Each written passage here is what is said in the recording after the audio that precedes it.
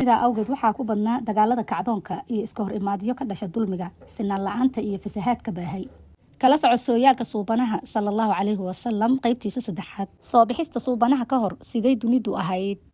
dowladii Faris Persian Empire waxay ahayd dowlad aad u weyn oo dunida meelo badan ka talin jirtay, laguna tilmaamay in ay ka awood badneyd xilliyada qaar dowladii Roomaan bari ee uu Hiraqle boqorka ka ahaa. waxaa ka talin jiray boqor la oran jiray Kisra. xukunka dowladaasuna waxaa ahayd dhaxaltooyo, waxaa diin u ahayd diimo gacan ku samays ah sida Zardishiya, Maaniya, Majuus oo ay dejiyeen rag reer Faris ah. boqorka iyo reerka uu ka dhashay waxay isu haysteen in ay dadka ka sareeyaan.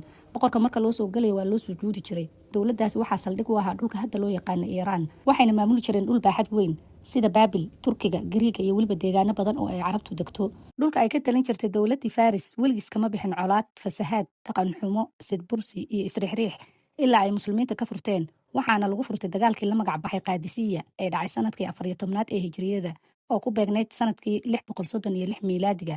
xilligaas oo uu talada muslimiinta hayay khaliifkii labaad Cumar bin Khadaab radiyallahu anhu. dowladii Hindiya dowladani waxay ahayd dowlad ka talisa dhul aad u ballaaran. dhulkaasi wuxuu caan ku ahaa farsamada iyo wax soo saarka beeraha. Hindiya waxaa laga caabudi jiray wax kasta. walxaha la caabudo waxaa u badnaa xoolaha siiba lo'da. dowladaasi waxaa ka jiray kala sarreyn, isfaquuqid iyo iskuumaysi. sidaa awgeed waxaa ku badnaa dagaalada kacdoonka iyo iska hor imaadyo ka dhasha dulmiga, sinaan la-aanta iyo fasahaadka baahay.